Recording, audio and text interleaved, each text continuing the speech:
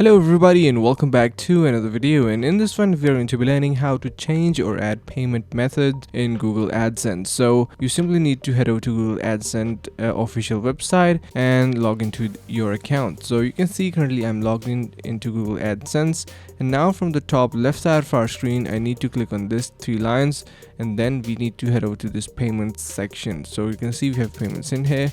So now we have two options, either to payments info or verification check. So simply click on payments info, and once we are here you will be able to see that we have this option to add payments account. Click on that, and now it will be asking you for your payment details, like for example your account type, name, address and stuff like that, and much more. So once you provide these details, eventually it will be asking you for your actual credit card details, and that's how easily you can add your payment details onto Google AdSense account. So I hope this video was helpful for you.